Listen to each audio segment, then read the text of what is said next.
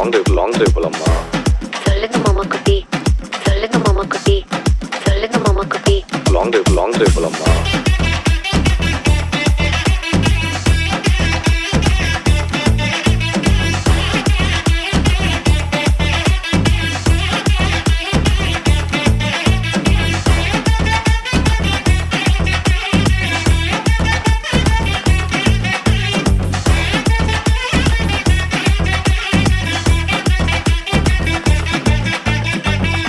ஆமால, போன வெனஸ்டே போனது இந்த வெனஸ்டே வந்துருச்சு.